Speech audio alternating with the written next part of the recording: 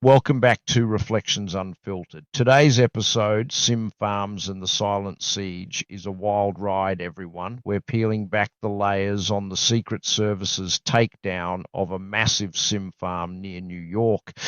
And when I say massive, I mean 300 sim servers, over 100,000 sim cards, all stashed in abandoned buildings within just 35 miles of the UN. We're not talking pranksters in a basement.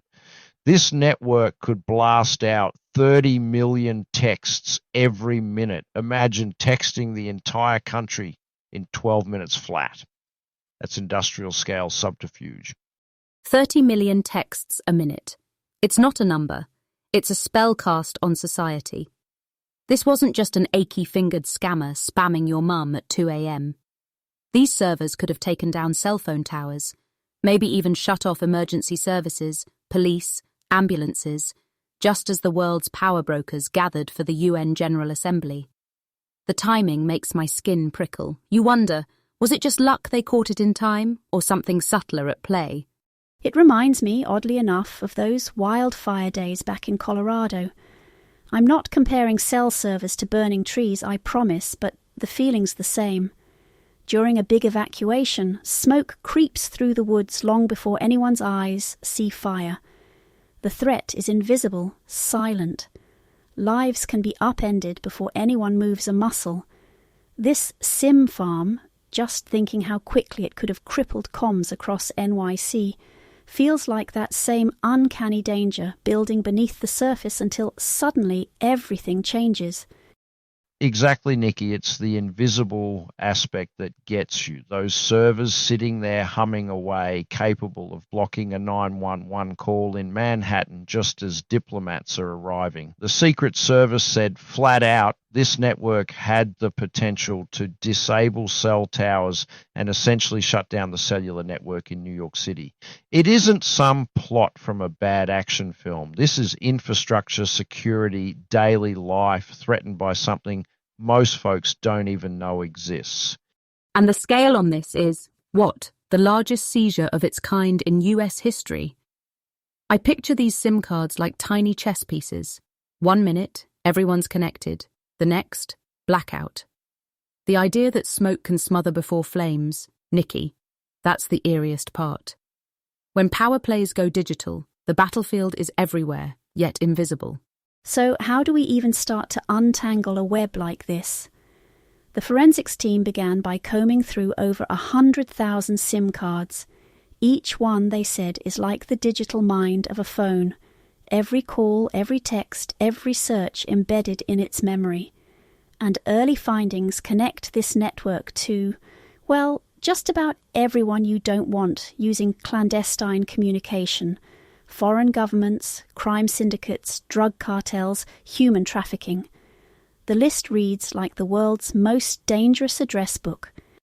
I want to underline that the initial trigger wasn't just some random tip. There were telephonic threats to senior US officials, folks directly protected by the Secret Service. That's what set this whole thing in motion. And when they raided these locations, they didn't just find the tech. There was cocaine, illegal firearms, stacks of computers and phones. This was as much a criminal command center as a telecom hack factory. Let's pause on the paradox, shall we? We live in the age of invisible footprints and digital masks, but the more you try to hide, the wider your shadow grows. Law enforcement now traces patterns inside oceans of anonymized data. Yet every SIM is a thread. Pull one, and the fabric ripples. I can't help but ask, how do you find a single true story in a labyrinth of half-truths and encrypted whispers? Brilliantly put, Eden. It's almost a riddle. If a truth is hidden in plain sight, is it ever really invisible? Law enforcement follows the patterns, the cross-talk. I suspect the hardest part is sorting noise from signal, like meditating in a room full of shouting people hoping to catch a single word that matters. But I do wonder how many of these tangled conversations ever really see the light unless something explosive, like those threats, forces everyone to look closer. You've each nailed the complexity. Tracing these networks means hunting for shape-shifting targets, connections denied by everyone involved. I've done analysis where you spend weeks following digital breadcrumbs only to realize you're looping in circles until one misplaced call, one encrypted snippet breaks things wide open. Sometimes the thing you need is that tiniest flaw in their anonymity. It's a sort of digital Ouroboros, isn't it? The snake eating its tail, anonymity leading to exposure, secrecy, birthing vulnerability. Truth and illusion dancing until one or both vanish altogether. Lawmen as modern Theseuses, following threads through a computational labyrinth. Who'll meet the minotaur at the centre? Is it the criminal or the truth-seeker caught in webs of their own design? Let's get into the immediate aftermath. The new Advanced Threat Interdiction Unit, part of the Secret Service and Homeland Security investigations, spearheaded this whole thing. Major kudos there. But now comes the mountain of forensic work, tens of thousands of SIM cards, each holding its own secrets. They've neutralized this threat, but officials actually said it would be unwise to assume that there aren't other networks lurking out there in the States. You'd have to be naive to think this is an isolated case. The question now, how do we confront what we can't always see coming, especially around global events like the UN, where every signal matters? If prevention sits across the chessboard from reaction, I wonder, are we always fated to play defense, or can we see 3 moves ahead? To dismantle the threat is one thing. To anticipate the next phantom is another. The authorities say there's no credible threat now, but the real peril is believing the board stays unchanged once a piece is removed. That's wise, Eden, and reactive security is so often a race against shadows. I keep thinking about when I failed my black belt test and had to rethink every stubborn move and reflex.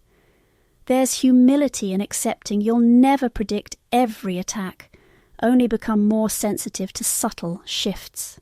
Security, like self-mastery, isn't about brute vigilance. It's about presence and adaptation, don't you think? Absolutely. And look, from my time as an intelligence analyst tracking covert information flows, sometimes the smallest anomaly, a weird packet of data, a pattern that doesn't fit, can tip an entire operation. I remember a case years back where the difference between stopping a threat and causing an international incident came down to trusting intuition and seeing the landscape as more than just dots and wires. The digital world, like diplomacy, is stitched together with trust and secrets. How do we draw that line? Protecting privacy but remaining vigilant. That's the labyrinth, isn't it? Guard the garden, but don't salt the earth. Every layer of vigilance risks eroding a layer of freedom. Maybe the true art is tending the tension, never fully resolved, but ever awake. The world's not safe, it's just temporarily undisturbed. And maybe we're meant to stay a bit disturbed collectively, never numb, never too settled in the myth of perfect safety. We keep listening, questioning, adapting. The road ahead is uncertain, but that's the heart of the practice, I reckon. Well said, and we'll keep peeling back these layers as the world keeps spinning. That's it for today's episode of Reflections Unfiltered. Nikki, Eden, always an honour to share space with you and with all our listeners out there. Thank you both.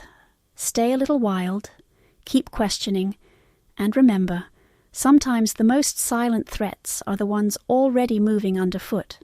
Until our next riddle, stay curious, my friends. John, Nikki, goodbye for now. And to our audience, watch the shadows and the light. It's never just one or the other. Take care, everyone.